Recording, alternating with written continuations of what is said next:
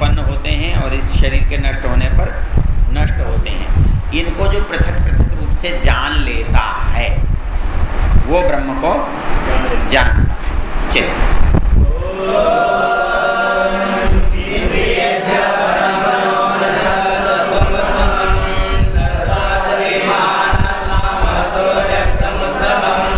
ये लगभग उसी से मिलता जुलता मंत्र है। किससे? इंद्रियेभ्य पराह्यर्था अर्थेभ्यश्च परम मन मनसस्तु परा बुद्धि बुद्धेरात्मा महान पर। यहाँ कहता है इंद्रियेभ्य परम मनो, मन इंद्रियों से आगे है। मनसः सत्वमुत्तमम, बुद्धि उससे आगे है। सत्व से महत है, महत से अव्यक्त है। ये बिल्कुल शब्दावली भिन्न है, बात उसी तरह की है।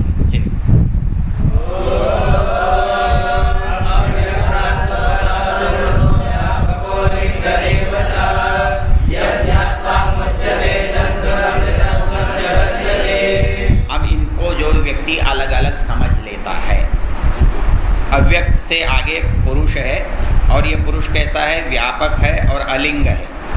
व्यापक है मतलब जड़ जीव चेतन सब में विद्यमान है, और अलिंग है, उसको कोई पहचान नहीं है, कोई बता नहीं सकता कि इस तरह का जो होता है वो ईश्वर होता है, कोई पहचान वाला नहीं है। और जो इस बात को जान लेता है उसको ज्ञात्वा जंतु अमृतत्वम गच्छति, उस अमरता को प्राप्त हो जाता है। चल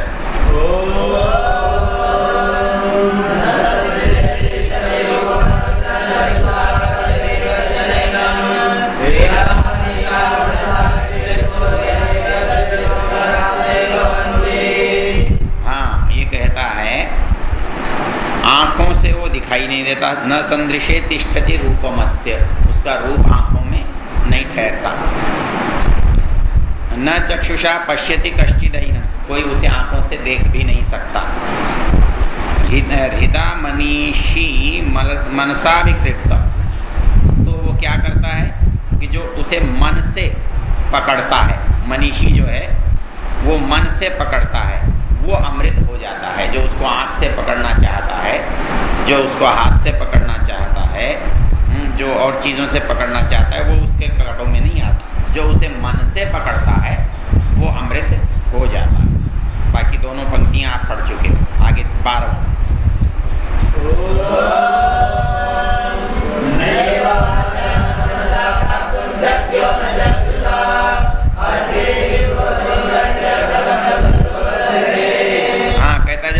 से नहीं मिल सकता, वो आँख से भी नहीं मिल सकता, और फिर कहते हो है, वह है। तो जब है तो आँख से नहीं मिलता, न कर्मेंद्रियों से मिलता, न ज्ञानेंद्रियों से मिलता, तो फिर कैसे माने कि वो है? इनके अतिरिक्त वो किस चीज़ से प्राप्त होता है, उसको अगली पंक्तियों में कहता है।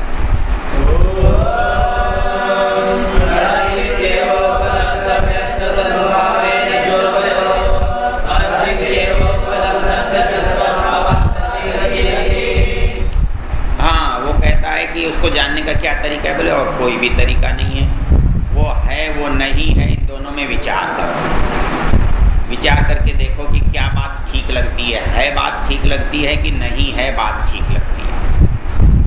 नहीं है ऐसा मानकर देखने पर आपको लगेगा कि ये दुनिया कैसे चल रही है, इसमें नियम कहाँ से बने हैं, इसमें क्रम कैसे आया है। फिर आपको लगेगा नहीं है मानने से बात नहीं बनेगी, फिर है ऐसा मानना पड़ेगा। तो वो कहता है कि जानने का एक ही तरीका है और नहीं है, इसका विवेचन कर लो, और विवेचन में जब निष्कर्ष पर पहुंचोगे तब आपको पता लग जाएगा कि वो है ये।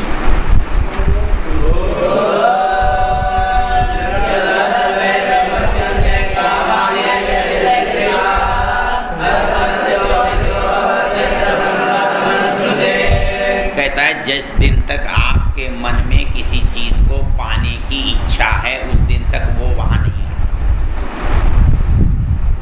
जब तक कामनाएं मन में हैं तो ठीक है, आप कामनाओं को इकट्ठा करो, कामनाओं की पूर्ति करो।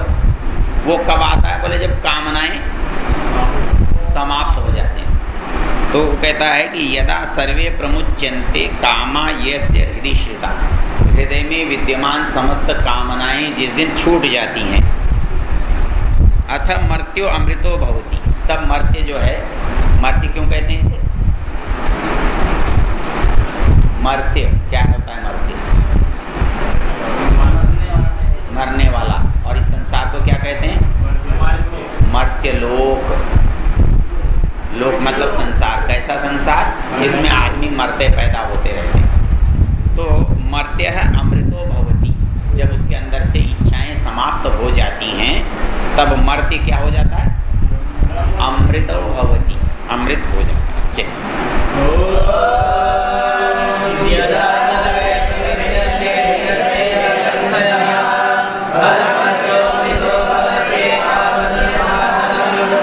कहता है इतना सा ही ज्ञान है बस। क्या? यदा सर्वे प्रभिद्यन्ते हृदय से, जब हृदय की गांठें खुल जाती हैं। भाई गांठ बंधी रहती है तो पता नहीं लगता ना क्या है क्या नहीं है, और जब गांठ खुल गई तो साफ हो जाता है। कहता है यदा सर्वे प्रभिद्यन्ते हृदय से ग्रंथया, हृदय की ग्रंथियां जब खुल जाती हैं तदा मर्त्यो अमृतो भवति, तब ये मनुष्य जो है क्या हो जाता है? अमृत हो जाता है। एतद्धेवानुशासनम, बस यही शास्त्र का सार है, यही शास्त्र की मूल बात है कि जब आपकी गांठें खुल जाएं तो आप स्पष्ट हो जाते हो, आपको सब दिखाई देने लगता है। इसका मिला जुला एक पंक्ति और है, कहाँ पर है बोलो? विद्यते विद्यते हृदय ग्रंथि छिद्यन्ते सर्व संशया क्षीयन्ते चास्य कर्माणि तस्मिन् दृष्टे परावरे। जब परमेश्वर को कोई देख लेता है, आत्मा को जान लेता है, तब क्या होता है? विद्यते हृदय ग्रंथि, हृदय की गांठें खुल जाती। छिद्यन्ते सर्व संशया, मिट जाते।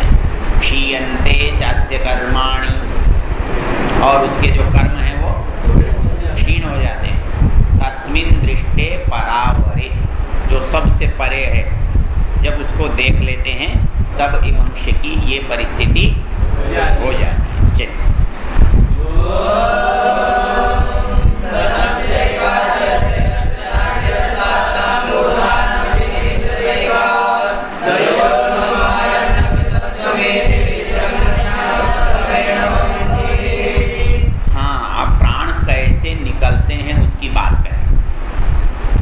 मनुष्य के जो प्राण निकलते हैं तो आप देखोगे किसी की आँख से, किसी के नाक से, किसी के नीचे से, किसी का ऐसे अलग अलग प्राण निकलते हैं। तो कहता है कि जो मुक्त आत्मा है उनके प्राण कैसे निकलते हैं? मूर्धा से। ये कहता है शतम चैका हृदयस्य नाट्य, हृदय की 100 नाड़ियाँ, तासाम मूर्धानम अभिनिश्रितैका, उनमें एक मूर्धा हो जाती है। तयोर्ध्वम आयन अमृतत्वमेति, जो व्यक्ति अमरता को प्राप्त करता है उसकी गति कैसी होती है? ऊर्ध्व गति होती है। ऐसे व्यक्ति के प्राण उस कौन सी नाड़ी से निकलते हैं? वो मूर्धा की जो नाड़ी है उससे निकलते हैं। विश्वंग अन्य उत्क्रमणे भवन्ति, जो दूसरी नाड़ियां हैं वो दूसरे परिस्थितियों में जब संसार में विचरण करता है तो शरीर से आत्मा अन्य अन्य मार्गों से निकलती है।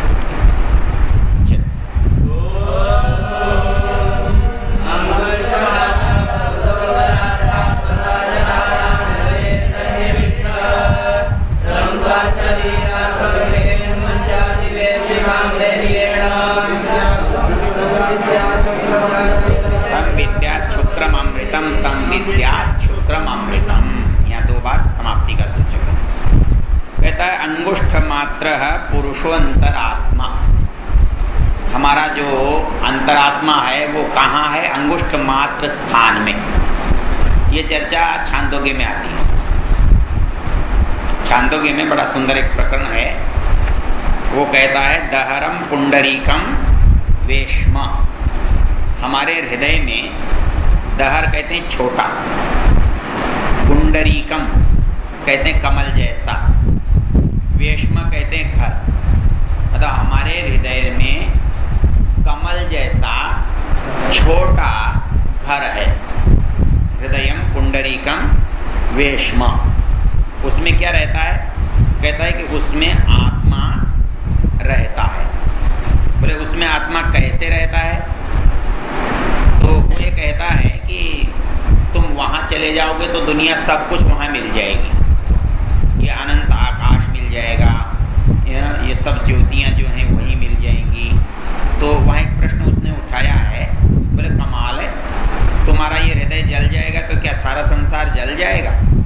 कहता है नहीं नहीं, उसके जलने से कुछ भी नहीं जलता, और लेकिन उसको तुम जानने से वहाँ सब कुछ जान सकते हो। तो वो आत्मा का जो है स्थान, तो अंगुष्ठ मात्र पुरुषो अंतरात्मनि, वो पुरुष जो है उस अंगुष्ठ मात्र स्थान में रहता है। तो वो अंगुष्ठ मात्र स्थान पर व्यक्ति जानते नहीं है, उसके लिए इसने एक उदाहरण दिया है। जैसे किसी के खेत में बहुत सारा सोना गड़ा हुआ हो और एक किसान वर्षों से उस पर खेती करता हो, तो उसे पता लगता है कि नीचे सोना है। तो बोले वैसे ही हम इस शरीर में उस ब्रह्म के रहते विचरण कर रहे हैं, लेकिन हमें नहीं पता कि हमारे अंदर वो कोई गहरी निधि जो है वो व्याप्त है। देखो इसकी शब्दावली बड़ी अच्छी है, 604 पृष्ठ पर है सत्यव्रज वाली किताब, और ये छांदोग्य उपनिषद का 8वां प्रपाठक है, पहला खंड है। कहता है कि भूमा वही सुखम नाल पे सुखम, परमेश्वर का एक नाम है भूमा। क्या नाम है? भूमा। भूमा का अर्थ क्या होता है? बहुत। और बाकी जितने लोग हैं उनके पास क्या है? थोड़ा थोड़ा। किसके पास थोड़ा धन है, किसी के पास थोड़ा ज्ञान है, किसी के पास थोड़ी बुद्धि है, किसी के पास थोड़ा बल है। परमेश्वर के पास क्या है? बल, बुद्धि, ज्ञान, धन सब कितना है? अनंत है। इसलिए परमेश्वर क्या है? भूमा। भूमा वही सुखम नाल पे सुखम अस्ति। इसलिए संसार में सुखी कौन है? जिसके पास भूमा है, ज्यादा है। और ज्यादा वाले को और ज्यादा दिखाई देता है तो उसका ज्यादा थोड़ा हो जाता है, इसलिए वो सुखी नहीं होता। तो कहता है कि फिर कहाँ सुख मिलता है? बोले उसके पास जाके, क्योंकि सबसे ज्यादा उसी के पास। तो भूमा वही सुखम, वही सुख का कारण है। न अल्पे सुखम अस्ति, जहाँ भी थोड़ा महसूस होगा वहाँ सुख नहीं होगा, जहाँ अभाव होगा वहाँ सुख नहीं होगा। तो ये कहता है यदिदम अस्मिन् ब्रह्मपुरे दहरम पुंडरीकम वेश्म, ये जो हमारा जो शरीर है ना, इसमें कैसा है? ये शरीर है ब्रह्म की नगरी, ब्रह्मपुरम। शरीर क्या है? इसको कहीं और भी कहा था ना, कौन से मंत्र से? अष्टाचक्रा या देवानां पूरयोध्या, आगे तस्याम हिरण्मयः कोशः स्वर ज्योतिषावृतः। कहता है कि 8 चक्र और 9 द्वारों वाला ये जो अयोध्यापुरी है, इसके अंदर कमल रूप स्थान में वो जीवात्मा रहता है। तो यहाँ कह रहा है यदिदम अस्मिन् ब्रह्मपुरे दहरम पुंडरीकम वेश्म, ये ब्रह्मपुर जो है शरीर, इसमें दहर मतलब छोटा सा, कमल जैसा, पुंडरीकम कहते हैं कमल, कमल जैसा जो हृदय रूपी मंदिर है, उसमें एक छोटा सा आकाश है, एक छोटा सा कहता है वो जो आकाश है ये बाहर के आकाश से भी बड़ा है। अंदर का जो छोटा सा आकाश है वो इस बाहर के आकाश से भी बड़ा है। वहां उसको खोजो, वहां उसको देखो, वहां उसको जानो। तो ये कहता है वहां उसे जानना चाहिए।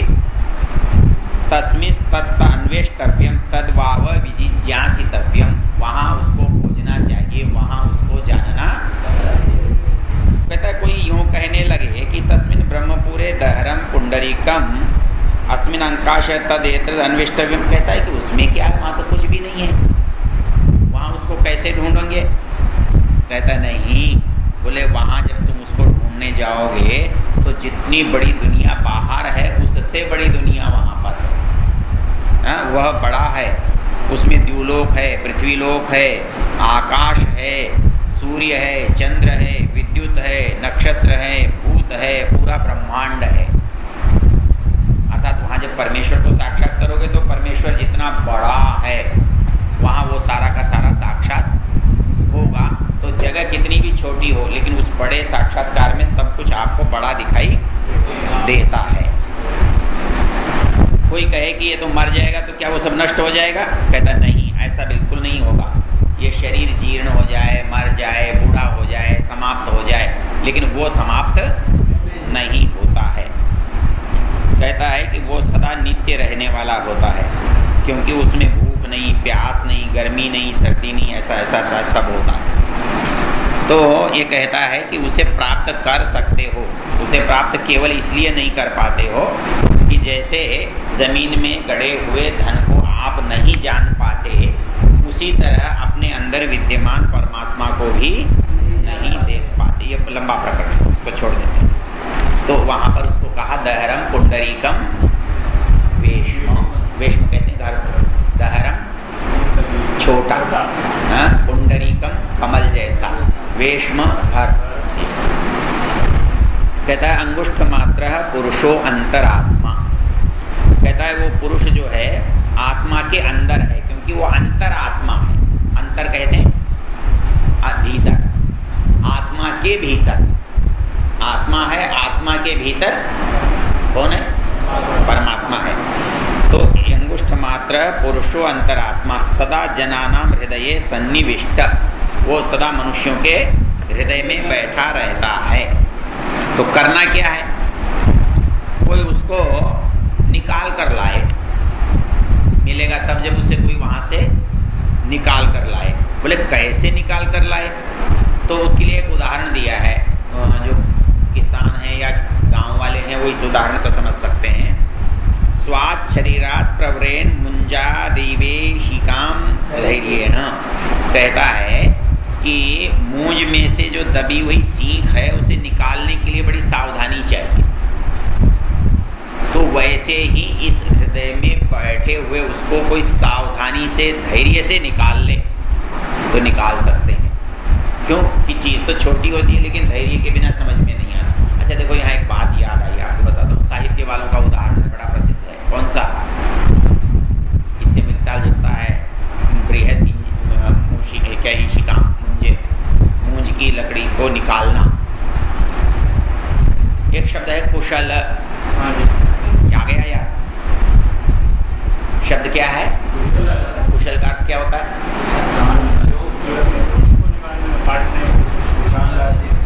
कुशल का अर्थ होता है चतुर, लेकिन कुशल शब्द बना कैसे? गुरु जी के बहुत सारे चेले होते थे, यज्ञ के समय कुशा की जरूरत पड़ती थी। कुशा कहते हैं एक डाब घास होती है, वो उसका पत्ता जो होता है वो पहना होता है, काट देता है हाथ, उसको ऐसे खींचोगे तो हाथ कट जाता है। तो गुरु जी भेजते थे तो बुद्धू बच्चे सब क्या करते थे? हाथ कटा के आ जाते थे। जो उनमें बिना हाथ कटाए कुशा लाता था वो क्या कहलाता था? कुशल। और इसलिए समझदार को, चतुर को कुशल, कुशान लाती, जो कुशा को लाने में समर्थ है वो कुशल। तो वैसे ही मूंज से उस ईशिका को निकालना वो सबके बस की बात नहीं, वो जल्दी टूट जाएगी। तो उसके लिए धैर्य चाहिए। तो उस हृदय में विद्यमान परमेश्वर को भी कौन पा सकता है? जिसके पास धैर्य है। बैठे रहे, जब तक नहीं निकले तब तक बैठा। हमारे यहाँ एक गिलहरी उसमें रहती थी बिल में, और एक बिल्ली ने देख लिया उसको, अब वो बैठी है, बैठी रही पूरे दिन, कभी तो निकलेगा। और वो भी बेचारे अंदर कितने देर बैठेगी, और जैसे ही बाहर निकली वैसे ही चल। बैठे रहो बैठे रहो बैठे रहो। तो ये कहता है कि कब तक, जब तक मिल न जाए, इतना धैर्य हो तब वो चीज़ हो सकती है, नहीं तो यहाँ पर ये बात समाप्त हो जाती है। आगे तो केवल ये लिखा है कि भाई इस कठोपनिषद का जो पढ़ते और सुनते हैं वो भी उनको वही लाभ हो जाता है जो नचिकेता को हुआ था। चलिए अब वापस चलते हैं, पीछे कहाँ से चलेंगे भला?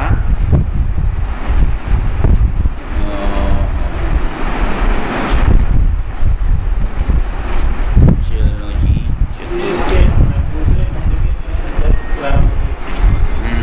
तो करा दिए थे ना, कराए थे नहीं कराए, देखता हूँ कौन से हैं।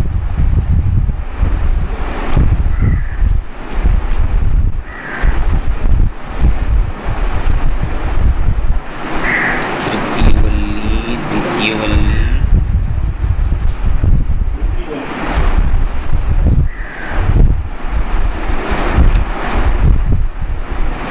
चलो पढ़ो, दूसरी वल्ली पढ़ो।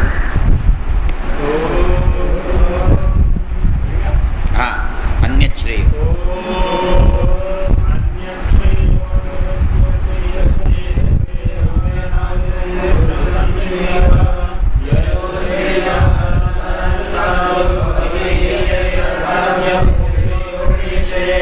कहता है दुनिया में दो तरह के प्रलोभन हैं, दो तरह के मार्ग हैं, दो तरह की बात हैं, दो तरह के रास्ते हैं। एक श्रेय मार्ग है और एक प्रेय मार्ग। होता क्या है, प्रेय मार्ग सामने दिखाई देता है, ये लाभ होता हुआ, और श्रेय मार्ग जो है वो बाद में होता है।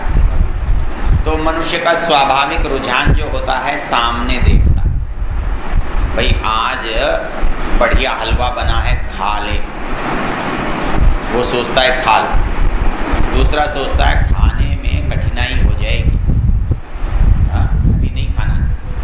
तो जो बाद का परिणाम है उसको जो सोच पाता है वो श्रेय मार्ग का अनुयायी है, और जो तात्कालिक लाभ के लिए उसको चुनता है वो प्रेय मार्ग का, जो प्रिय लगता है वो प्रेय, और जो कल्याण करने वाला होता है वो श्रेय। तो श्रेय और प्रेय दो मार्ग हैं और दोनों मनुष्य को अपनी ओर आकर्षित करते हैं। तो कौन व्यक्ति किस मार्ग में जाता है ये उसके बारे में कह रहा है। वो कहता है अन्य श्रेयो अन्य दुतैव प्रेय, दो मार्ग हैं, एक श्रेय और एक प्रेय। ये उभे नानार्थे पुरुषम सिनीत, ये अपने अपने कारणों से मनुष्य को अपनी ओर आकर्षित करते हैं, बांधते हैं।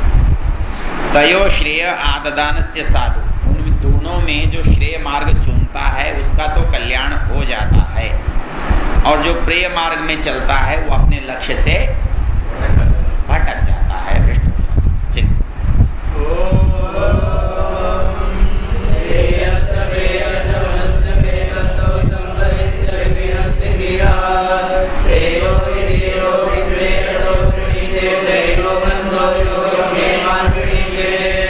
दो शब्द हैं, योग और क्षेम। क्या अर्थ होता है?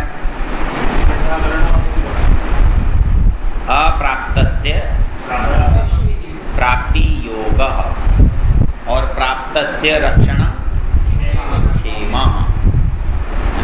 किसी से पूछते हो, हाँ जी क्या हाल चाल है, क्या मतलब होता है क्या हाल चाल है? क्या हाल चाल है?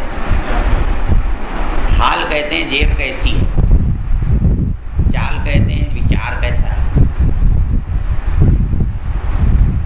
क्या हाल चाल है मतलब तुम्हारा जीविका का साधन कैसा है और तुम्हारी मनस्थिति कैसी है, तो तुम्हारा हाल चाल। हाल चाल पूछते हैं ना, हाल चाल पूछते हैं तो यहाँ पर ये पता नहीं हाल चाल होता क्या है। हाल जो है वो साधन और चाल जो है वो चरित्र विचार आचरण। तो हाल चाल मतलब दोनों परिस्थिति आपकी कैसी है। तो वैसा ही ये प्रयोग है, क्या है, योग और क्षेम। तो श्रेय और प्रेय ये दोनों उसके सामने होते हैं, तो मनुष्य दोनों में से किसी एक का चुनाव करता है। तो चुनाव कैसे करता है? कि विविनक्ति धीर, जो धीर मनुष्य होता है वो तो श्रेय को चुनता है, और जरा जल्दबाज होता है, जल्दी लाभ चाहता है, वो प्रेय को चुनता है। तो मंदः योगक्षेमात् प्रेयः वृणीते, जो मंद बुद्धि होता है, जो केवल सांसारिक लाभ के लोभ को करता है, वो मंदः है, वो योगक्षेम की चिंता में पड़ा रहता है। और जो धीर है वो श्रेयः वृणीते, वो श्रेय मार्ग का चुनाव करता है।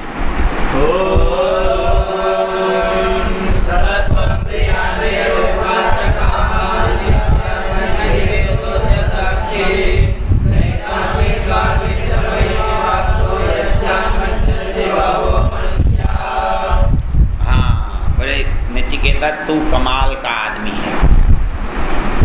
तू कौन सा आदमी है? कैसे क्यों है कमाल का? प्रेय को नहीं चुना, प्रेय को नहीं चुना उसने। किसको चुना? स त्वं प्रियान प्रिय रूपांश्च कामान अभिध्यायन नचिकेतो अत्यस्राक्षी।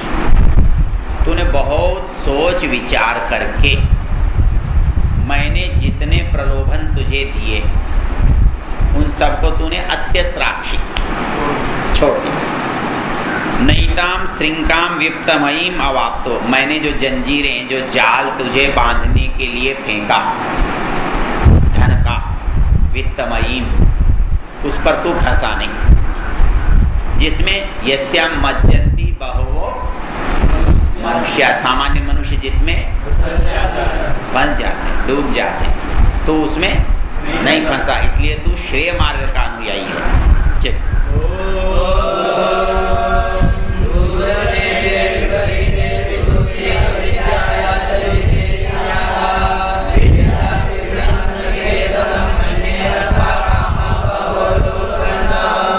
नचिकेता बहवो कामा त्वं न अलोलुपन्त।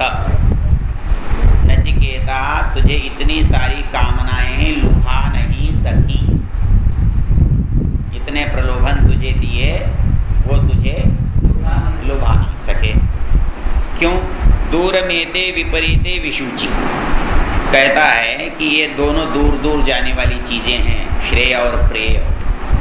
ये कैसे जाती हैं? ये विद्या और अविद्या हैं। विद्या विद्यापन पढ़ चुके, तो कहता है विद्या अविद्येति ज्ञाता, और तूने विद्या को चुना और अविद्या को छोड़ा, इसलिए तुझे बहुत सारी जो कामनाएं उनको लालच नहीं आया, उनकी लालच में तू नहीं पड़ा, इसलिए तू श्रेय मार्ग का पथिक है, अनुयायी है।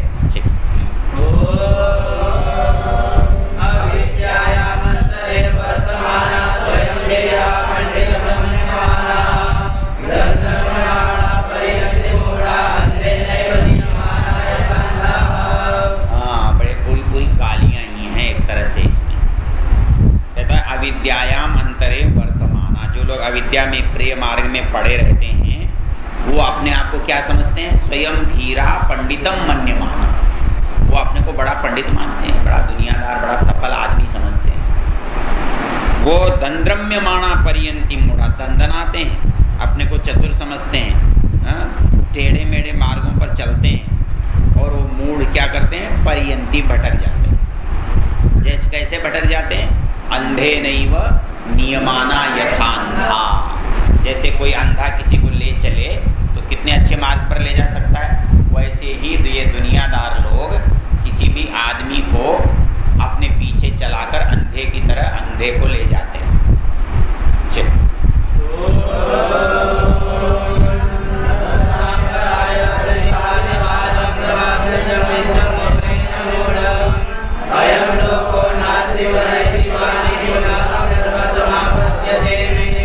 हाँ, जो ऐसा आदमी होता है जिसे दुनिया अच्छी लगती है, न सांपराय प्रतिभाति, उसको यम नियम आसन आदि अच्छे नहीं लगते। अहिंसा, सत्य, ब्रह्मचर्य, इनका पालन करना उसे पसंद नहीं आता। यम नियम उसे बिल्कुल ठीक नहीं लगते। वो लोक परलोक के झगड़े में नहीं पड़ना चाहता। तो ऐसा व्यक्ति क्या होता है? कहता है अयमेव लोक, यही दुनिया है, पर नास्ति, दूसरा कोई स्थान लोक नहीं है। पुनः पुनः में वशम आपद्यते, ऐसा सोचने वाला बार बार मेरे चक्कर में आता है। किसके चक्कर में? मृत्यु। चलिए,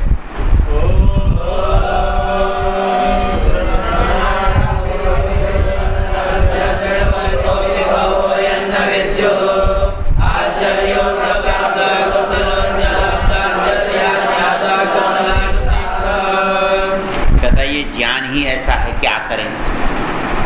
हाँ, श्रवणायामपि बहुभिर्यो न लभ्य, लोगों को सुनाओ, उनके कुछ भी पल्ले नहीं पड़ता। सुन लिया, सुनाने वाला मिल गया, लेकिन सुनकर भी कुछ हाथ में नहीं है। शृण्वन्तो भी बहु यम न विद्यु, पहले तो सुनने को नहीं मिला, सुनने को मिला तो समझ में नहीं आया। क्यों?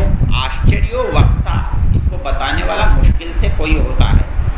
आश्चर्यो लब्धा, फिर उसको पकड़ सके ऐसा उससे भी कोई विरला होता है। आश्चर्यो ज्ञाता, उसको कोई समझने वाला हो, कोई जान जाता है, वो उससे भी कोई विरला होता है। तो ऐसे गुरु को कोई पूछने वाला हो, ऐसा जिज्ञासु भी विरला होता है। तो तू कैसा हुआ? ऐसे विरले लोगों में तेरी गिनती है। चलिए,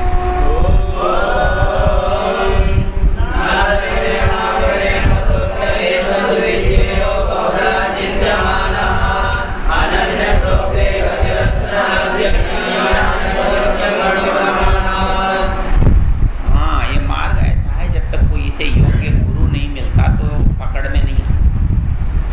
अनन्य प्रोक्ते न गतिरत्रस्त, जब तक कोई व्यक्ति इसका जानने वाला आपको उंगली पकड़कर न चलाए, तब तक ये मार्ग की आपको पहचान नहीं हो सकती। न नरेण अवरेण प्रोक्तो, ऐरा गहरा आदमी इसको बता भी नहीं सकता। सुविज्ञेयो बहुधा चिंत्यमान, बहुत चिंतन करने पर भी बड़ी मुश्किल से समझ में आता है।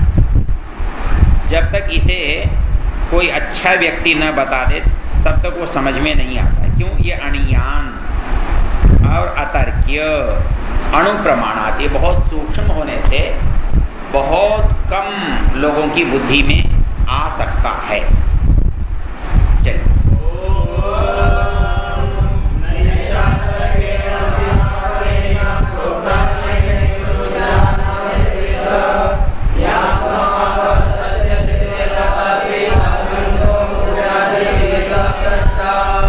कहता है नचिकेता, तेरे जैसा पूछने वाला भी दुनिया में दूसरा नहीं होगा। नचिकेता त्वादृंग अन्य न पृष्ठा, तेरे जैसा पूछने वाला कोई दूसरा नहीं है। क्यों? नैषा तर्केण मतिरापनेया, यहाँ आकर तर्क समाप्त हो जाते हैं।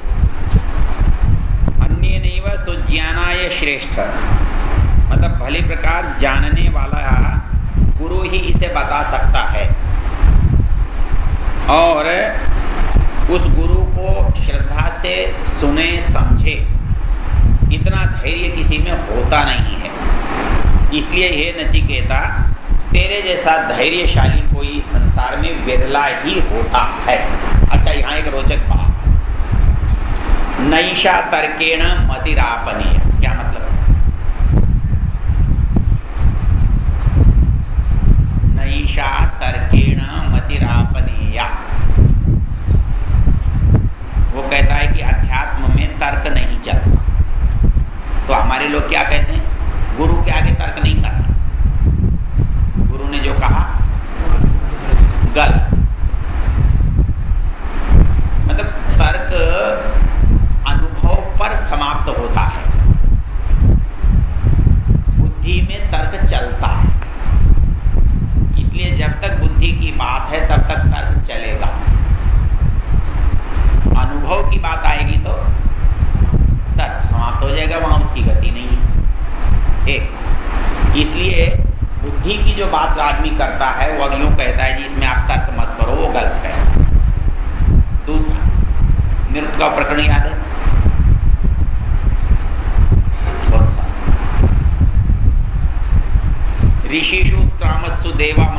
मनुष्यान अब्रुवन कोनो ऋषिर भविष्यति। वहाँ निरुक्त में एक सुंदर सा प्रकरण है, वो कहता है प्रकरणशैव मंत्रा निर्वक्तव्या। मंत्रों का व्याख्यान प्रकरण को ध्यान में रखकर करना न तो पृथकत्वेन मंत्रा निर्वक्तव्या, मंत्रों को अलग अलग तोड़ करके मंत्रों का अर्थ नहीं करना चाहिए। वो कहता है जो भूयो विद्या, जिनके पास विद्या नहीं है और तपस्या नहीं है, वो मंत्रों का अर्थ नहीं जान सकते। तो मंत्रों का अर्थ जानने वाला कौन हो सकता होता है? कहता है ऋषय, ऋषि।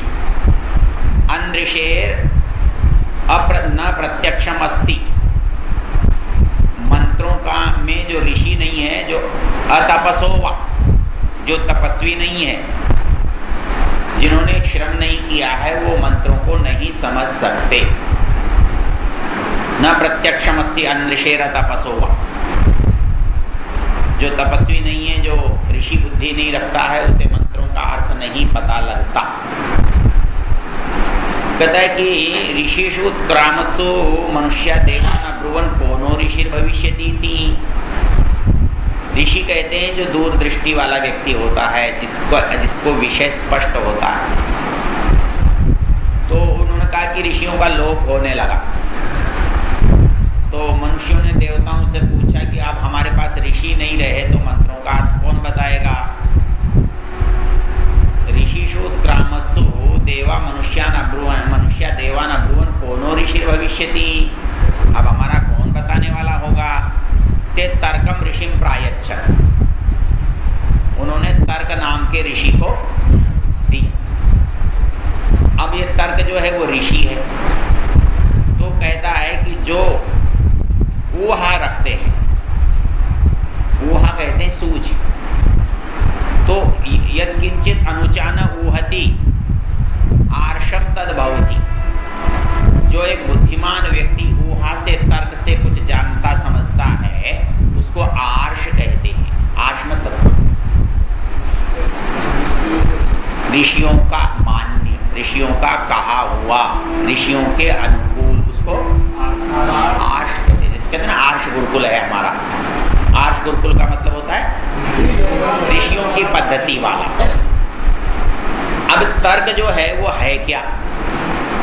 इसके लिए मनु महाराज कहते हैं तर्क जो है कुल्हाड़ा है। तर्क क्या है? कुल्हाड़ा, एक बंदूक है।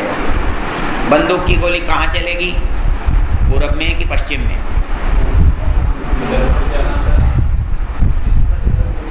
पूर्व, पश्चिम, उत्तर, दक्षिण, कहीं भी चलेगी। जब पहले पहले अमेरिका ने पाकिस्तान को शस्त्र दिए, उस समय रक्षा मंत्री होते थे कृष्ण मेनन, है ना? आपके समय में नहीं, बहुत पुराना।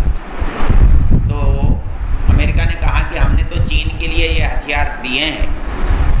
तो कृष्ण मेनन बोले दुनिया में ऐसी बंदूक आज तक नहीं बनी जो एक ही दिशा में चलती हो। दुनिया में ऐसी कोई बंदूक नहीं बनी जो एक ही दिशा में चलती। तुम कहते हो चीन के लिए बना, हो तो जिधर मुंह करेगा उधर चलेगी। तो तर्क क्या चीज है? कुल्हाड़ा है, किधर चलेगा? जिधर भी चाहो। इसलिए कहाँ चलना चाहिए, इस पर शास्त्र का नियम बोलो।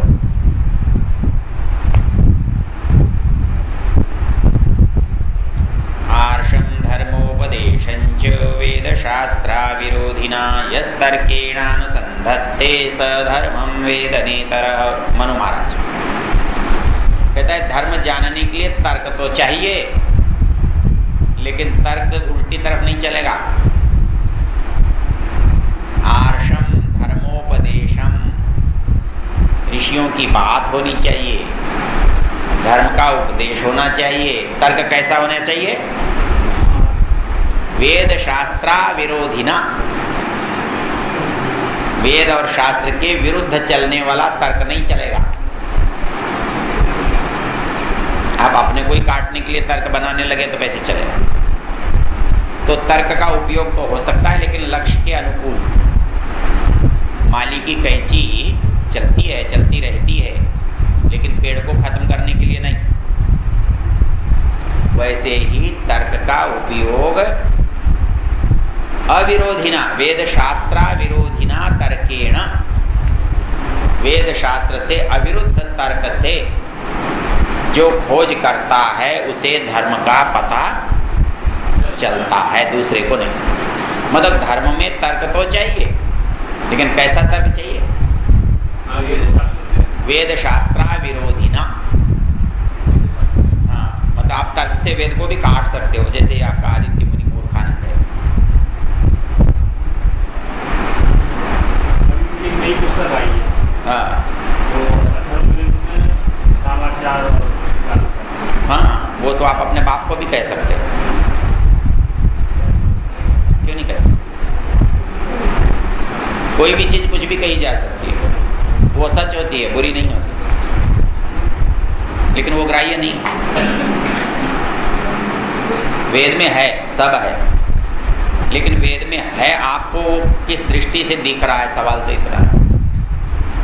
ये लोग तो बहुत उसके 30 मार्का समझते हैं, पर मेरा कहना क्या रहता है, जो आदमी विषय नहीं जानता, जो आदमी व्याकरण नहीं पढ़ा, जिसने वेद वेदांग पढ़े नहीं, वो वेद के बारे में बात करे तो महामूर्ख है। उसके लिए हमारे यहाँ एक पंक्ति है, विभेद्यल्प श्रुताद् वेदो माम अयं प्रहरिष्यति। अनपढ़ से वेद डरता है, बोले तेरी ऐसी तैसी कहेगा।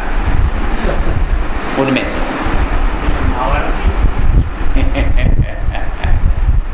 विभेद्यल्प श्रुताद् वेदो माम अयं प्रहरिष्यति, ये तुझे ठोकने वाला है। तो इसलिए मनु महाराज कहते हैं अविरोधिना वेद शास्त्रा विरोधिना तर्केण। ठीक, तो ये कहता है नैषा तर्केण मतिरापनेया। तो अब ये तर्क से इस रास्ते पर नहीं चला जाता।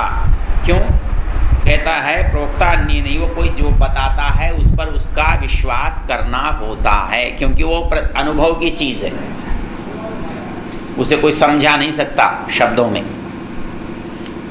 याम त्वाम आपः सत्य धृतिर बतासी, तूने सच्चे धैर्य को धारण किया है, इसलिए तेरे जैसा कोई पूछने वाला इस दुनिया में नहीं है।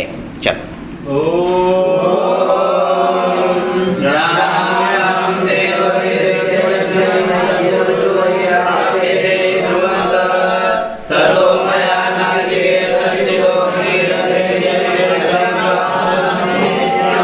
ये कल बता दिया था। क्या बताया था? कल ये बता दिया था, जाना में हम शेवधीरित्य नित्यम। खजाने जो हैं वो कैसे हैं? अनित्य हैं। अनित्य से नित्य को नहीं पाया, लेकिन मैंने क्या किया है? अनित्य द्रव्य प्राप्तवान अस्मि नित्यम। मैंने ऐसी विद्या खोज की है कि अनित्य द्रव्यों से नित्य को प्राप्त, वो स्वर्ग अग्नि है। चलिए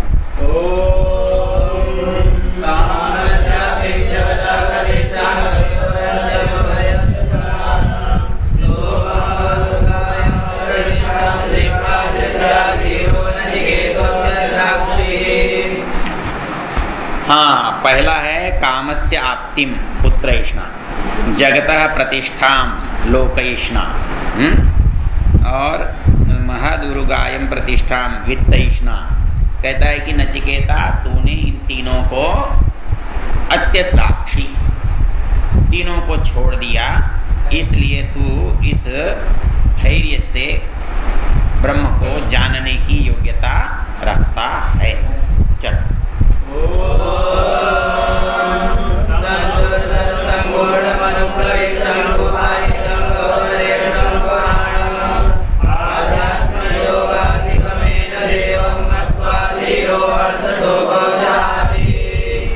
हाँ, तम दूरदर्शम जो बड़ी कठिनता से दिखता है, गूढ़म जो गहरा है, अनुप्रविष्टम बहुत दूर गया हुआ है, गुहाहितम गुहा में विराजमान है, गौवरेष्ठम पुराणम जो पुराना है, उसको कैसे जान सकते हो? अध्यात्म योगाधिगमेन, आत्मज्ञान से, योग में गति करने से। हर्ष शोक को छोड़ करके उसको जान सकता है। चलिए हो गए ना।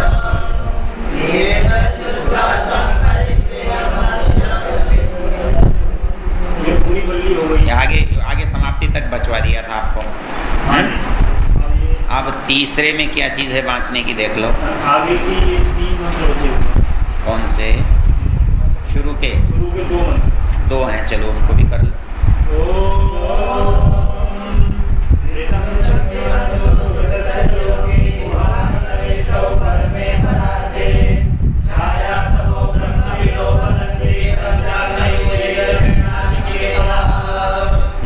ये जो नाचिकेत है इसको पंचाग्नि विद्या भी कहते हैं। पंचाग्नि विद्या मतलब पंचमहायज्ञ जो है उसके लिए इनको करने वाले, और त्रिनाचिकेत 3 नाचिकेत अग्नियों को करने वाले। तो ये कहता है ऋतम पिबंतौ सुकृतस्य लोके, यथार्थ ज्ञान को पीते हैं, प्राप्त करते हैं और पुण्य कर्म करते हुए बुद्धि में उस हृदय प्रदेश में उस ज्ञान को भली प्रकार जानते हैं। छाया तपो ब्रह्म, छाया और आतप के समान उस परमेश्वर को पहचानते हैं जो इस नाचिकेत अग्नि का चयन करते हैं। आगे तो बता ही दिया था। चलो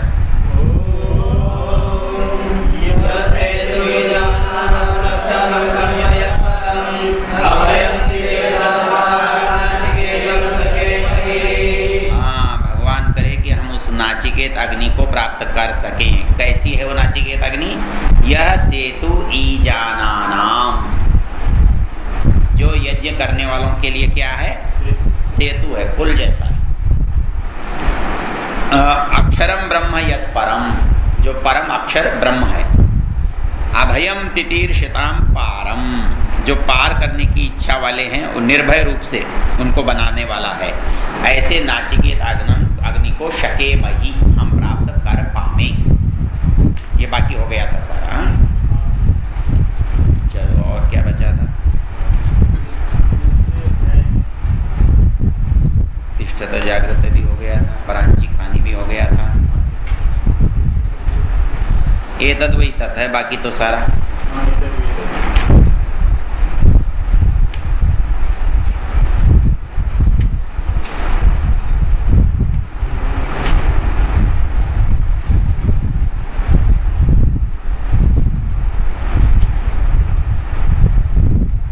केवल शब्दार्थ देखना तो बांच लो भले। चलो चौथी वल्ली में 2-3 तो ये कराई दिए थे। तो ये होगा तीसरे से। चलो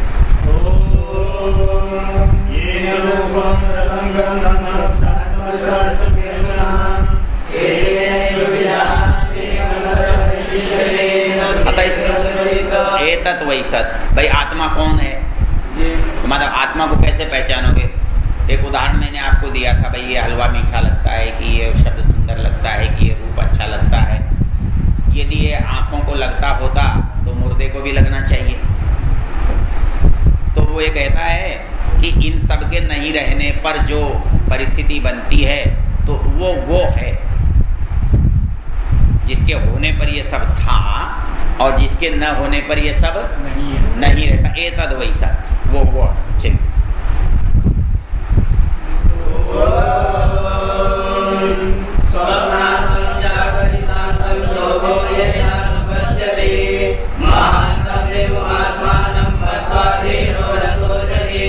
हाँ, मतलब सोने का अंत और जागने का अंत। स्वप्नांतम जागरितांतम शोभौ ये नानुपश्यति। ये मनुष्य जागता है और सोता है तो उसको कैसे पता लगता है कि मैं ही हूँ? कल बताया था ना कि 4 हैं। तो जिनसे वो पता लगता है वही वो आत्मा है। अर्थात मैं वही हूँ जो सोया था, मैं वही हूँ जो उठा हूँ। तो ये बोध जिसके द्वारा होता है वो वह आत्मा है।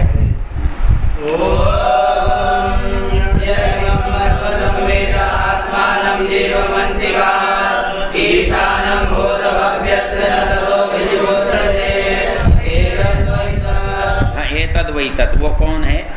तो कहता है जीवात्मा को जहाँ आनंद आता है, जीवात्मा जहाँ जाकर आनंद का अनुभव करता है। उसके जितने निकट जाता है उतना अधिक आनंद होता है, और उससे दूर होता है तो उसे ग्लानि होती है, दुख होता है। इसलिए जो इंद्रियों की सत्ताओं से परे है उसको आत्मा कहते हैं।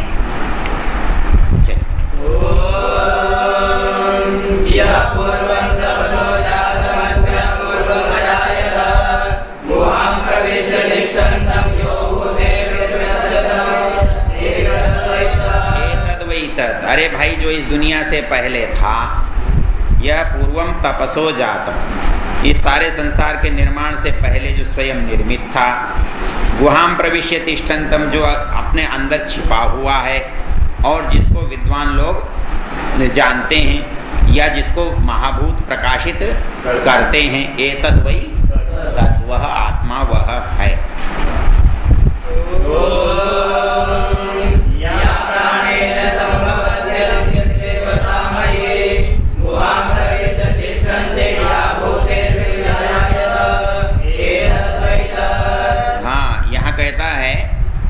जैसे दो तत्व हैं, सोम और अग्नि, स्त्री या पुरुष, तो परमेश्वर दोनों ही है।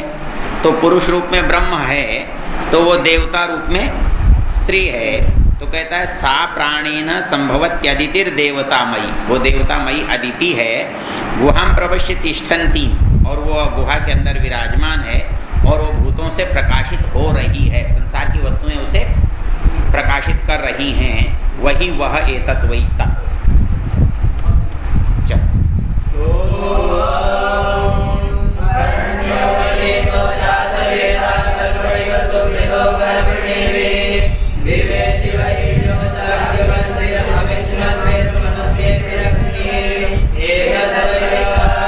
वह है, कौन है? अरण्योर निहितो जातवेदा, जैसे जातवेदा वनस्पतियों में विद्यमान है, जैसे गर्भ गर्भिणी में विद्यमान है। दिवे दिव ईद्यो जाग्रवद्भिर हविष्मद्भिर, जो ऐसे ही जो जागने वाले हैं, दिन दिन जो उपासना करने वाले हैं और जो अपना सर्वस्व अर्पण करने वाले हैं, ऐसे मनुष्य जिसको प्राप्त करते हैं या जिसकी उपासना करते हैं, एतद् वै वह है।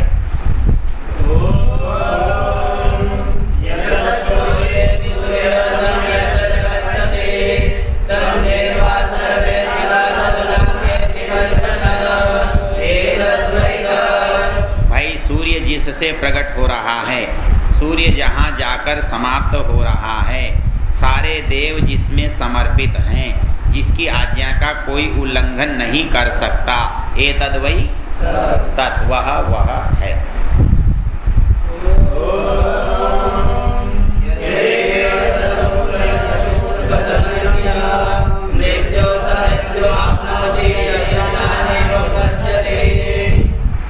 जो मतलब नहीं है में है की भावना कर रहा है। यदेव तदमुत्र, जो यहाँ है वही वहाँ है। यदमुत्र, जो वहाँ है, तद वही यहाँ है। वो इस बात को समझने वाला मृत्यु से मृत्युम आपनोति, वो मृत्यु को पार कर जाता है, मृत्यु को प्राप्त कर लेता है। ये नाने व पश्यति, जो इस तथ्य को यथार्थता से समझ लेता है। मतलब इसमें नानत्व की बुद्धि समाप्त होकर के उसी एक की बुद्धि विराजमान होती है। चलिए,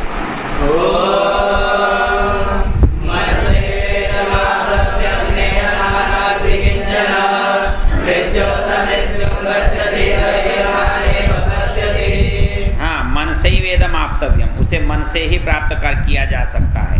यह नानास्ति किंचन, मतलब अनेकता में उसका बोध नहीं होता, उसमें अनेकता में जो उसके अंदर एकत्व की भावना है वो उसको प्राप्त कराती है।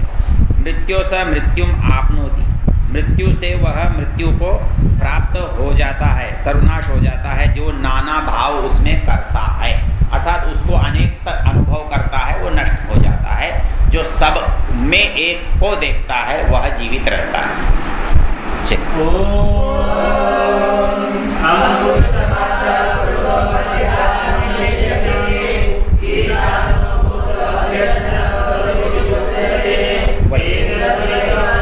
अंगुष्ठ मात्र पुरुष, वो अंगुष्ठ मात्र परमात्मा मध्य आत्मनितिष्ठति, आत्मा के मध्य में विराजमान है।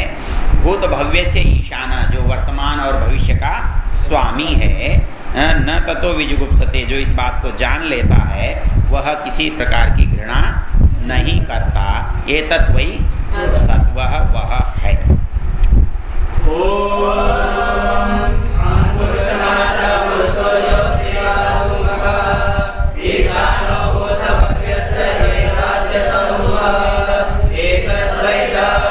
हाँ, वो अंगुष्ठ मात्र जो पुरुष है, ज्योति व अधूमक, मतलब वो प्रकाशमान है, उसकी ज्योति कैसी है? अधूमक, मतलब आग में जैसे धुआं न रहे, जो चमक उस समय होती है ऐसा। ईशानो भूत भव्यस्य सैवाद्य, वह आज भी ऐसा ही है और कल भी ऐसा ही होगा। एतद् वै तत्।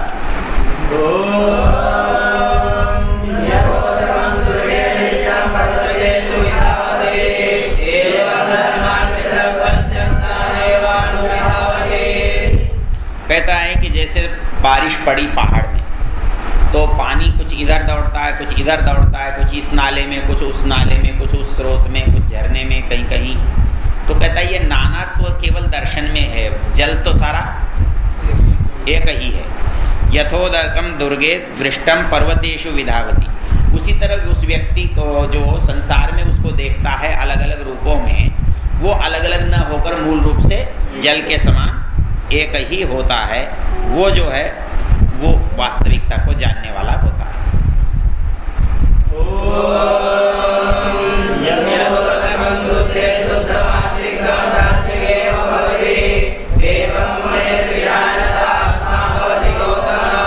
जिस समय मनुष्य का आत्मा अत्यंत पवित्र हो जाता है, तब वो परमेश्वर में ऐसे मिल जाता है जैसे शुद्ध जल में मिल जाता है। यथोदकम शुद्धे शुद्धम आसिक्तम तात्रिक एव भवति, जैसे शुद्ध जल में शुद्ध जल मिला देते हैं तो वह जल शुद्ध ही बना रहता है। एवं मुनिर्विजानत, जो आदमी अपने को जान लेता है उसका आत्मा भी परमात्मा में पवित्रता से एक रूप हो जाता है। बस हो गया या चलो वो भी कर लो भाई, उसको क्यों छोड़ते?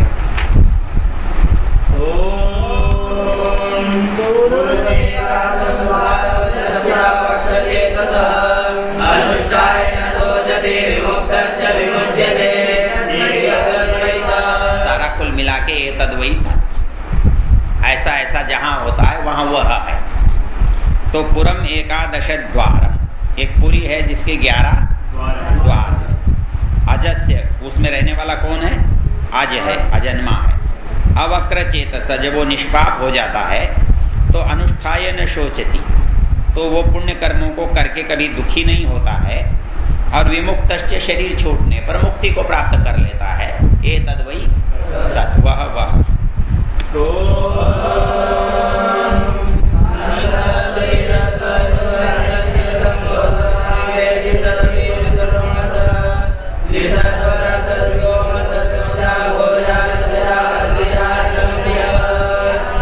ये वेद में भी आया 2 जगह पर, शायद यजुर्वेद में ही आया है, और एक जगह ऋग्वेद में भी आया है।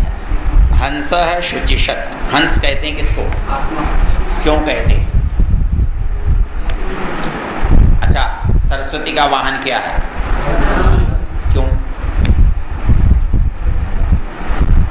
हंस विद्वान को कहते हैं और सरस्वती विद्या को कहते हैं। तो विद्या किस में रहती है? इसलिए सरस्वती का वाहन क्या है? वो बना दिया पक्षी। ये मूर्खता की बात है। हंस विद्वान को कहते हैं, सरस्वती विद्या को कहते हैं। और सरस्वती का जो वाहन है वो क्या है? तो क्यों विद्या कहाँ रहेगी? तो फिर वो पक्षी में रखने से क्या मतलब है?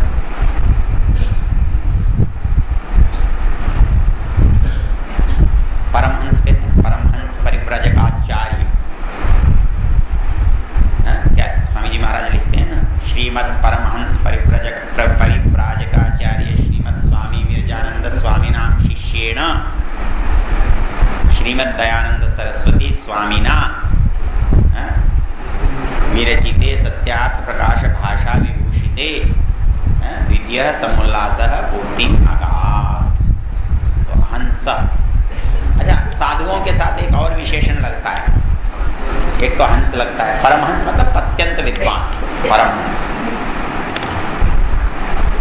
108 क्या होता है?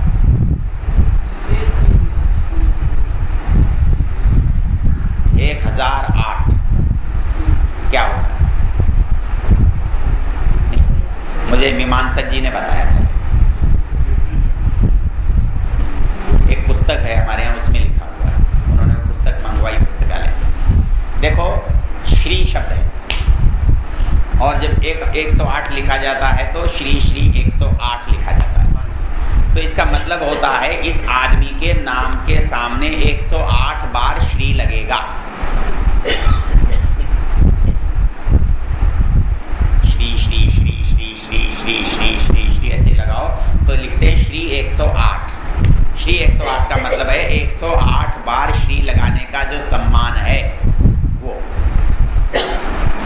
इसी तरह 1008 श्री श्री 1008 अर्थात इनके सामने श्री कितनी बार लगेगा? 1000।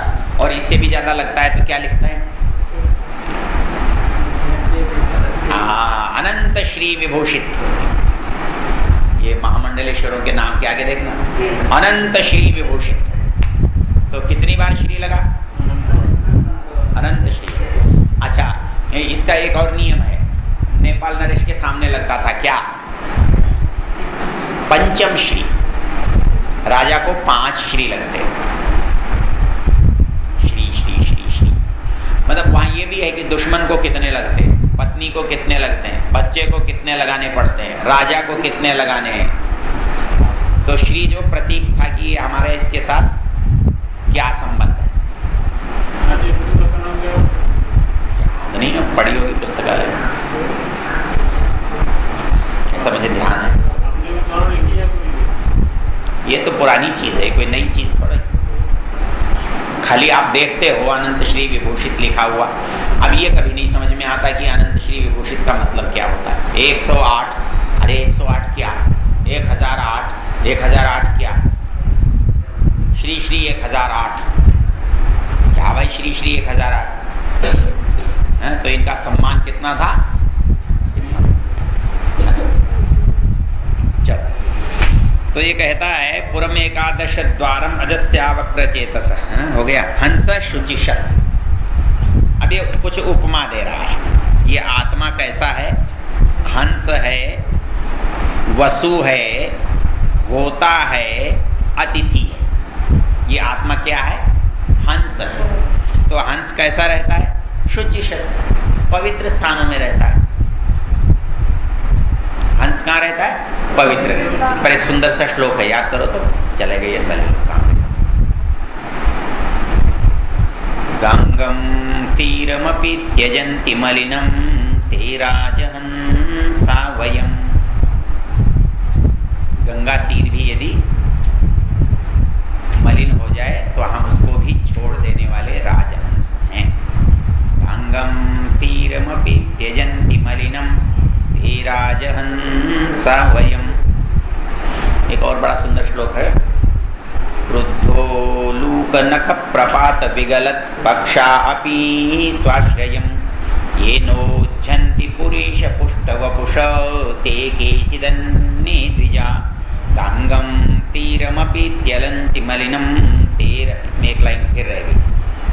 क्रुद्धो लूक नख प्रपात विगलत पक्षा अपि स्वाश्रयम् येनोच्छन्ति पुरीश पुष्ट वपुष ते केचिदन्ये द्विजा। ये तु स्वर्गतरंगिणी विसलता लेशेण संवर्धिता। गांगम तीरमपि त्यजन्ति मलिनं ते राजहंसा वयम्। कहता है हम वो नहीं है। कौन? क्रुद्धो लूक नख प्रपात विगलत पक्षा अपि स्वाश्रय। मतलब उल्लू ने कौवों के पंख उखाड़ दिए। क्रुद्धो लूक नख प्रपात विगलत पक्षा, वो फिर भी अपना घर छोड़कर तैयार राजी नहीं है। वो अपना घर नहीं छोड़ते। हम वो नहीं है। वो ऐसे उल्लू से पंख उखाड़े गए कौवे नहीं है। क्रुद्धो लूक नख प्रपात विगलत पक्षा अपि स्वाश्रय। ये नोच्छन्ति पुरीश पुष्ट वपुषस्ते क्वेचिदन्ये द्विजा। कहता है ऐरी गैरी चीजों से मोटे होने वाले, जीवन यापन करने वाले, गंदी चीजों को रखने वाले हम नहीं हैं। तो हम कौन है? स्वर्ग तरंगिणी वसलता लेशेण संवर्धिता। स्वर्ग में जो गंगा बहती है, उस गंगा में जो कमल पैदा होता है, उस कमल के नाल में जो मृणाल होता है, उस मृणाल से तो हम बड़े हुए हैं। स्वर्ग तरंगिणी विसलता लेशेण संवर्धिता गंगम तीरमपि त्यजन्ति मलिनम ते राजहंसा वयम्। हम तो गंगा का तीर भी मैला हो तो छोड़कर चल देते। जगन्नाथ की होगी, पता नहीं किसकी है। पंक्ति अच्छी लगी थी, कभी याद की थी, विद्यार्थी था तब। वृद्धो लोकनख प्रपात विगलत पक्षा अपि स्वाश्रयम् ये नोच्छन्ति पुरीश पुष्ट वपुषस्ते केचिदन्ये द्विजा। स्वर्ग तरंगिणी विसलता लेशेण संवर्धिता गंगम तीरमपि त्यजन्ति मलिनम ते राजहंसा वयम्। तो कहता है हंस जो है वो क्या है? पवित्रता का प्रतीक। हंस शुचिशत, ये जीवात्मा हंस है। क्यों? ये पवित्र स्थान में रहता है। ये वसु है। वसु वास का कारण। क्यों है वसु? कहता अंतरिक्ष सत, हृदय आकाश में रहता है। हंस शुचिशत, हंस है पवित्र रहने वाला। वसु है हृदय आकाश में रहने वाला। फिर क्या है? होता, होता है ज्ञानाग्नि में हवन करने वाला। होता वेदिशत, अतिथि है। हाँ, किसी भी चीज को अपनी मानकर नहीं बैठता है। अतिथि किसी के घर में आता है तो क्या कहता है? ये मेरा घर है या मेरा कमरा है। वे अतिथि दुरोण सत।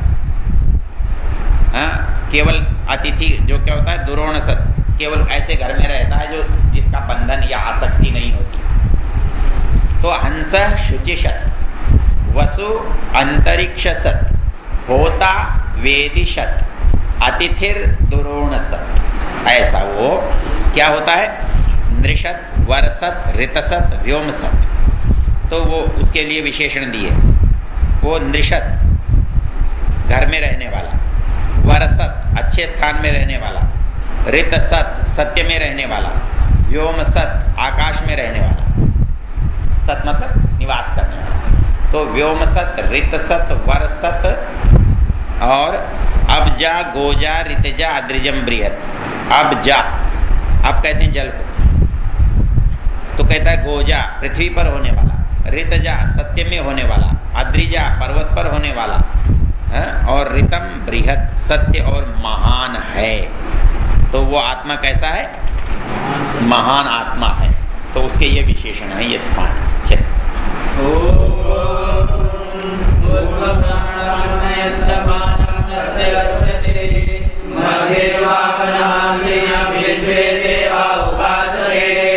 हाँ, विश्वे देवा उपासते, सारी इंद्रियां उसकी उपासना करती है, वो बीच में रहता है। तो ऊर्ध्वम प्राणमुन्नयति, प्राण को ऊपर ले जाता है। अपानम प्रत्यगस्यति, अपान को नीचे की ओर फेंकता है। मध्य वामनम आसीनम, मध्य प्रदेश में सुंदर स्थान में विराजमान रहता है। और देवता लोग जिसकी उपासना करते हैं वो जो है वो क्या है? आत्मा है, वो जीवात्मा है। चलिए,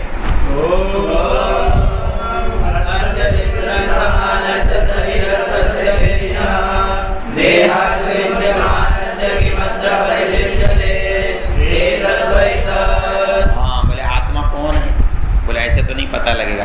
कहता है कि अस्य विसृंस मानस्य शरीरस्थस्य देहिना, जब शरीर के अंदर से ये निकलने लगता है ना, और ये निकल जाता है और शरीर पीछे पड़ा रह जाता है, तो वो जो पड़ा रहने के बाद निकला ये तद वही, बस जिसके कारण से ये शरीर जिंदा था वो वह है।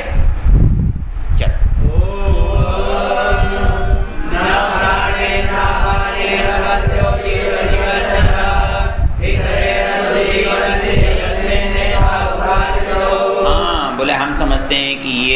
भोजन से जिंदा है, ये दवाई से जिंदा है, ये प्राणों से जिंदा है, ये श्वास प्रश्वास से जिंदा है।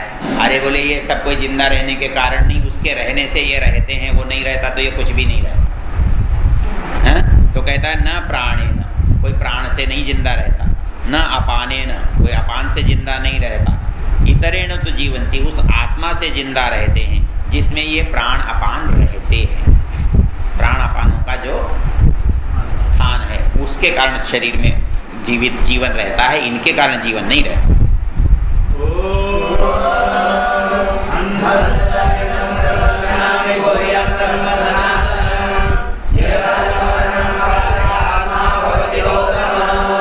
वो कहता है कि मरने के बाद आत्मा क्या होता है, मरणम प्राप्य आत्मा किम भवति, हे गौतम मरने के बाद आत्मा क्या होता है वो मैं ज्ञान तुझे दूंगा। हंत इदम प्रवक्ष्यामि गुह्यम ब्रह्म सनातन, वो जो सनातन ब्रह्म का गुह्य ज्ञान है वो मैं तुझे बताता हूँ।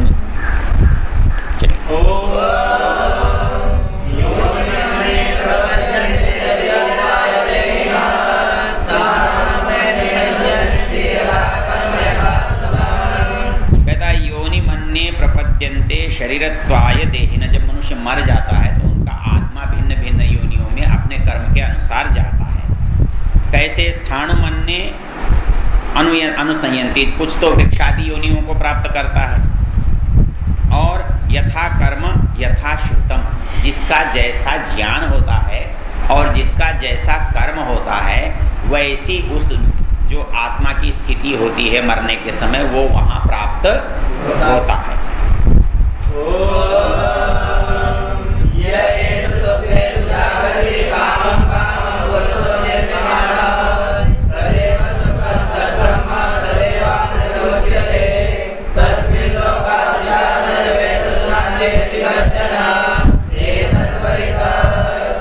अच्छा, इसमें सारे झगड़े में एक चीज आपको मुश्किल पड़ती है, कब बात परमात्मा की होती है और कब आत्मा की, पता नहीं चलता तो बड़ा गड़बड़ लगता है। अभी तो कह रहा था वो सब जगह रहता है, अब कहता है वो शरीर से निकलता है, ये नहीं पता कि आत्मा की बात चल रही है कि परमात्मा की। तो आप देखो ये क्या कह रहा है, यह एष सुप्तेषु जागृति, जब सारी दुनिया सोती है तो वो क्या करता है, जागता है। कामम कामम पुरुषो निर्मिमाण, सारे समय में बनाता ही रहता है, संसार को बनाता ही रहता है। तदेव शुक्रम तद ब्रह्म, जो इस सारे संसार को हर समय बनाने में लगा हुआ है वही ब्रह्म है, वही शुक्र है, वही अमृत है।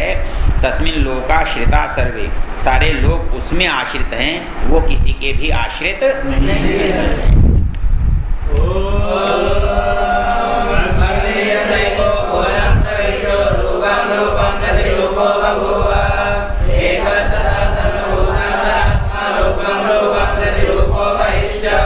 समझा रहा है कि वो परमेश्वर कैसा है।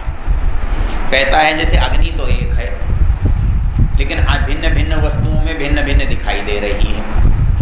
अग्निर यथैको भुवनम प्रविष्ट, एक अग्नि लोक में प्रविष्ट होकर के रूपम रूपम प्रतिरूपो बभूव, कहीं सूर्य के रूप में है, कहीं चंद्र के रूप में है, कहीं बिजली के रूप में है, कहीं आग के रूप में है, कहीं किसी और बिजली और रूप में है। तो कहता है अग्नि एक है लेकिन संसार में प्रविष्ट होकर के नाना रूपों वाली हो जाती है।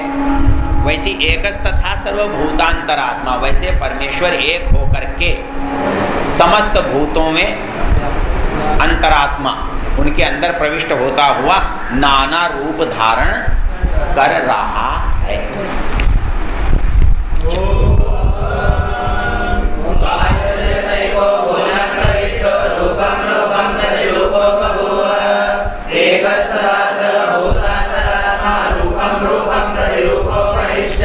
जैसे अग्नि से समझाया था वैसे वायु से समझा रहा है। वायुर यथैको भुवनम प्रविष्टो, वायु जो है सारी क्रिया किससे हो रही है, वायु से होती है। तो एक वायु इस संसार में प्रविष्ट हुआ नाना रूपों में दिखाई देता है, वैसे ही वह परमात्मा इन सब आत्माओं में वस्तुओं में प्रविष्ट हुआ भिन्न भिन्न रूपों में दिखाई देता है।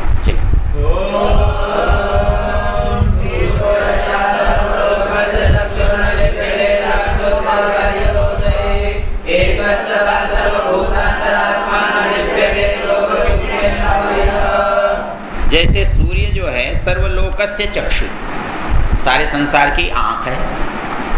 न लिप्यते चाक्षुषैर बाह्य दोषै, हमारी मलिनताएं उसको मलिन नहीं करती, हमारे रोग उसे तकलीफ नहीं देते। उसी तरह परमात्मा हमारे अंदर रहता हुआ हमारे दोषों से कभी लिप्त नहीं होता। इसमें एक रोचक बात सुनाता हूँ। यहाँ आपके ब्रह्म कुमारी वाले रहते होंगे, उन मूर्खों का कोई दर्शन ही नहीं है।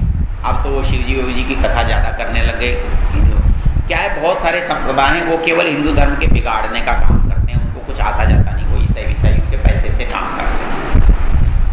तो एक गुरुकुल रेवली के स्नातक हैं, उन्होंने सोनीपत में एक शास्त्रार्थ रखा ब्रह्म कुमारियों से। उन्होंने मुझे बुला लिया, मैं शास्त्रार्थ वास्ता तो क्या करता, बातचीत उनसे हुई मेरी। तो पता है क्या कहते हैं, बोले जी भगवान सर्वव्यापक नहीं हो सकता। क्यों नहीं हो सकता? क्यों नहीं हो सकता? बोले भगवान सर्वव्यापक नहीं हो सकता। हाँ, बोले गोबर में, विष्ठा में, कचरे में, सुअर में, गधे में, बोले भगवान कोई रहने की जगह है? बोले जी गंदगी में भगवान थोड़ी होता है। मैंने कहा तू क्या है जो खड़ा है? योग दर्शन का एक वो है पंक्ति, क्या है मालूम? स्थानात् बीजात् अवष्टंभात् निस्यन्दात् निधनादपि कायमादेयश उचत्वात् पंडिता यशुचिं विदु। जिस शरीर को हम बहुत अच्छा समझ रहे हैं, बहुत अच्छा, ये मरने के बाद आप इसको छूते हैं क्या?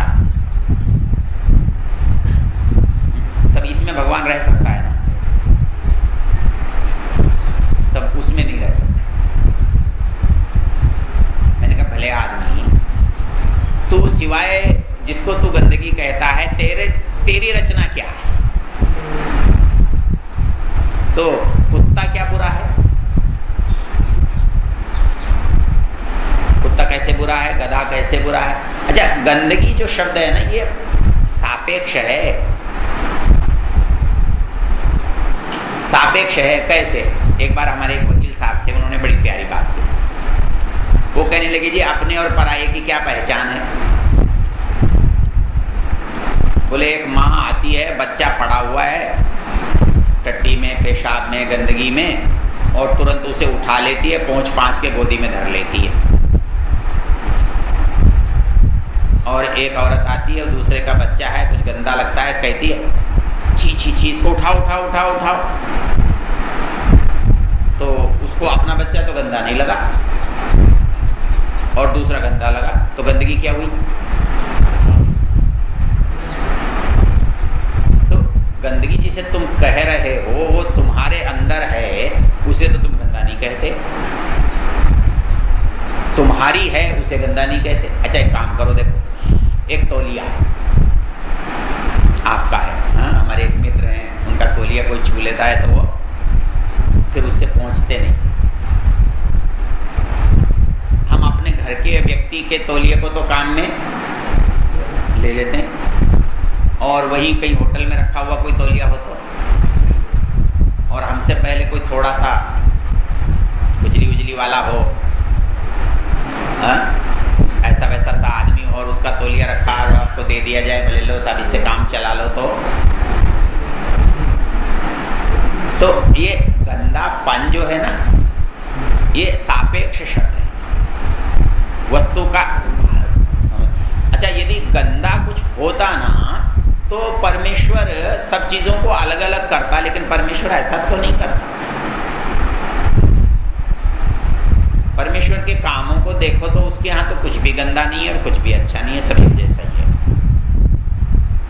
वो कहता है स्थानार्थ, मनुष्य का जन्म कहाँ से हुआ, मनुष्य का जन्म किन से कारणों से हुआ, मनुष्य किन धातुओं से टिका हुआ खड़ा हुआ है, मनुष्य के शरीर से स्राव क्या हो रहे हैं,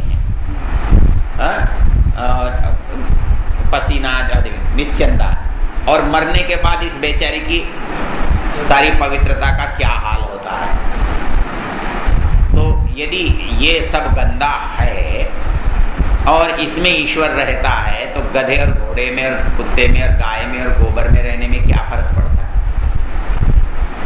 अरे गोबर तूने खेत में डाला क्यों? तो वो खाद हुई। तो फिर गेहूं में भगवान नहीं होगा कि खाद में नहीं होगा कि खेत में नहीं होगा?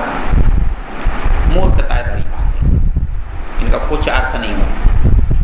उनको पता ही नहीं भगवान की परिभाषा क्या है, तो परिभाषा के हिसाब से उसका रूप क्या बनेगा। तो ये जो है ना काल्पनिक बातें करते रहते। तो ये कहता है कि सूर्यो यथा सर्वलोकस्य चक्षु न लिप्यते चाक्षुषैर बाह्यतो। जब सूर्य लिप्त नहीं होता, अग्नि लिप्त नहीं होता, तो परमेश्वर कैसे लिप्त हो जाएगा? भाई सूर्य गंदगी पर पड़ा तो क्या सूर्य गंदा हो जाएगा? हो जाएगा। तो परमेश्वर यदि गंदगी से जुड़ा है तो परमेश्वर गंदा हो जाएगा क्या? अग्नि में कुछ भी जलाने पर गंदी से गंदी चीज अग्नि गंदी हो जाती है क्या? अग्नि का तो नाम क्या है? पावक। पावक का मतलब होता है पवित्र करने वाला। अग्नि सदा पवित्र करता। तो इसलिए न लिप्यते चाहे, इसी तरह परमेश्वर जो है वो किसी भी दोष से लिप्त नहीं होता। चलो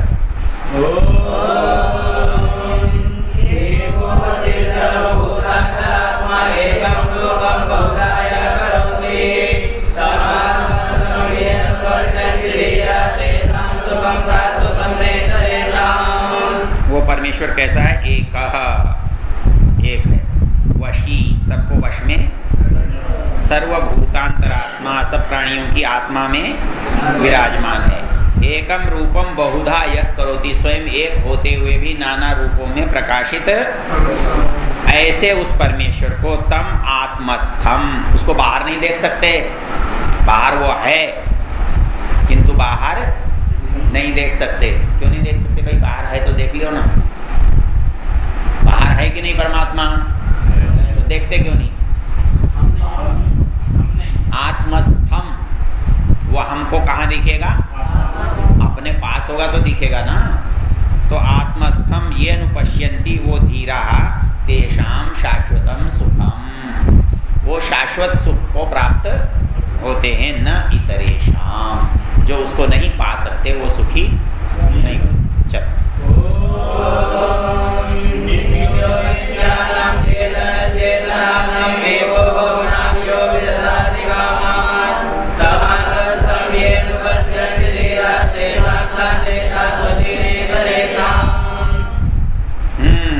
अनित्यानाम नित्य, अनित्य वस्तुओं में रहता हुआ नित्य।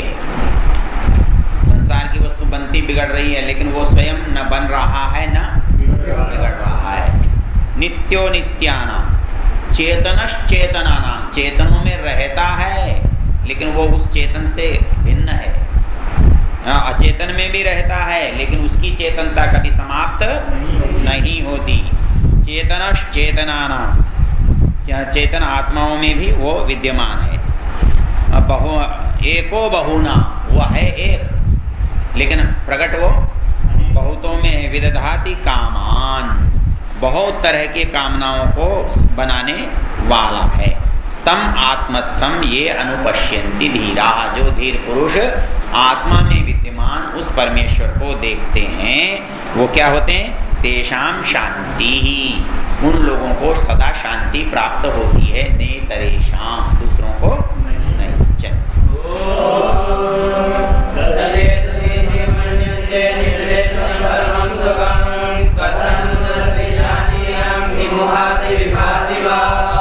हाँ, ये कहता है अनिर्देश्यम।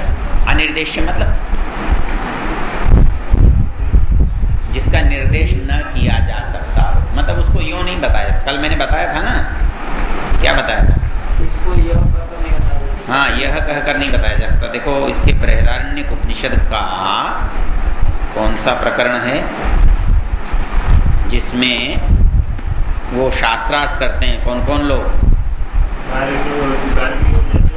गार्गी या जीवल्क, उसमें एक नहीं है, गार्गी दो 2 बार शास्त्रार्थ करती है, लेकिन करने वाले 8-10 लोग हैं और वो एक एक करके सारे उस याज्ञवल्क्य के पीछे पड़ जाते हैं और याज्ञवल्क्य से जब सवाल पूछने लगते हैं, ये देखो ये प्रकरण है 799 पेज पर।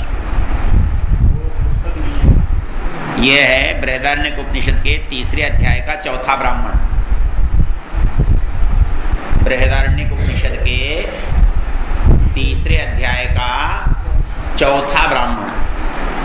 तो ये कहता है कि उशस्त चाक्रायण प्रश्न पूछने के लिए खड़े हुए और उन्होंने कहा, हे याज्ञवल्क्य, जो साक्षात ब्रह्म है, जो अपरोक्ष है, जो प्रत्यक्ष है, जो इंद्रियों से दिखने वाला है, जिसको लोग आत्मा कहते हैं, जो सबके भीतर है, उसकी व्याख्या करो। जो आत्मा है उसकी व्याख्या करो। किसको कहा? याज्ञवल्क्य को, या उशस्त चाक्रायण ने किया। तो याज्ञवल्क्य बोले, एषते आत्मा सर्वांतर, यह तेरा आत्मा सबके भीतर है।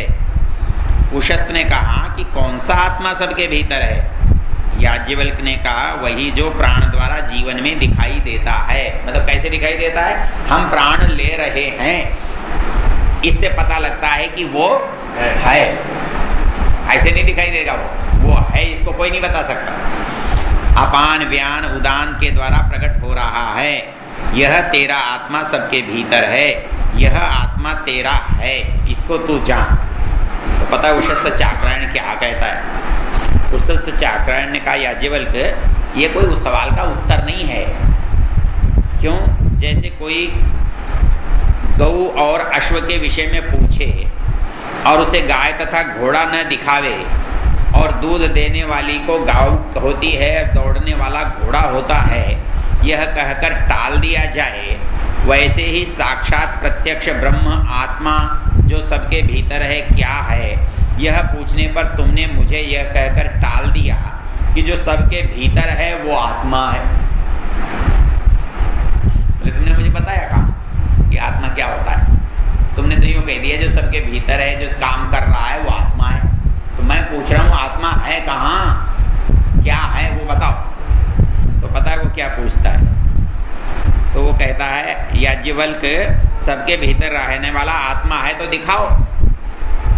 याज्ञवल्क्य ने कहा, वह तो स्वयं देखने वाला है, उसे कैसे दिखाओगे? बात कुछ समझ में आई? जो स्वयं देखने वाला है उसे कोई कैसे दिखाएगा? कुछ समझ में नहीं है। जो स्वयं दृष्टा है, अब दृष्टा जो है वो स्वयं को कैसे देखे? देखता उसको है जो दृश्य होता है, अपने से भिन्न है। वो कहते हैं लेकिन आत्मा स्वयं दृष्टा है, उसको कोई कैसे बता देगा? तो कहता है, वह स्वयं सुनने वाला है, तुम उसे कैसे सुनोगे? स्वयं मनन करने वाला है, तुम उसका कैसे मनन करोगे? स्वयं जानने वाला है, तुम वैसे उसे कैसे जानोगे? जब तुम पूछते हो दिखाओ आत्मा कहाँ है, तो मैं ये कह सकता हूँ कि आत्मा तो सबके भीतर दिख रहा है, उनके प्राण से, उनके बोलने से, उनके इंद्रियों से। इससे भिन्न कोई उपदेश तो दुख पहुंचाने वाला ही, अतो अन्यत आर्तम। कहता है कि इसके बाद तो कोई ये नहीं बता सकता कि यही है, यही है, यही है। तो ये कहता है, इदम और एतत्, ये जो 2 शब्द हैं, इनसे उसको नहीं समझाया जा सकता। तो ये तो वहां ये भी बात कह रहा है। क्या कह रहा था भला? अनिर्देश्यम, वह परमात्मा कैसा है? निर्देश नहीं किया जा सकता, अनिर्देश। तदेतदिति मन्यन्ते, यह है ऐसा तो बोलते हैं, लेकिन निशान नहीं दे सकते, जिसका बताना नहीं हो सकता। और क्या होता है? परमम सुखम, उसकी अनुभूति हो सकती है। तत् कथम नो विजानीयात् किमु भाति विभाति वा। तो ये कहता है किमु क्या प्रकाशित होता है, विशेषकर कैसे दीप्त होता है, इसलिए उसको कैसे बताया जाए, क्यों नहीं बताया जा सकता, इसका उत्तर अगले मंत्र में। चलिए।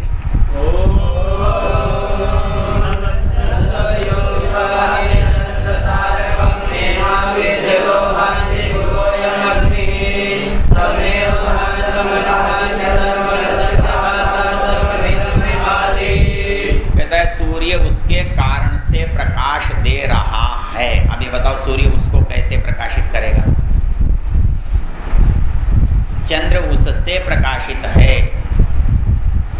अग्नि उससे प्रकाशित है, तो ये सब जिससे प्रकाशित हैं ये उसको कैसे प्रकाशित कर सकते हैं? न तत्र सूर्यो भाति, वहां सूर्य का प्रकाश नहीं चलता। न चंद्र तारकम, न चंद्र तारों का प्रकाश चलता। नेमा विद्युतो भांति, ये बिजलियां भी उसे प्रकाशित नहीं कर सकती।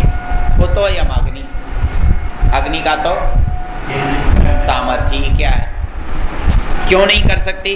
तमेव भांतम अनुभाति सर्व, ये सारा प्रकाश तो उस अकेले का है जिनसे ये सब प्रकाशित सर्वम तस्य भाषा सर्वमिदं विभाति, ये सब पदार्थ प्रकाश करने वाले उसके प्रकाश से प्रकाशित हैं, इसलिए इन पदार्थों से उसको प्रकाशित नहीं किया जा सकता।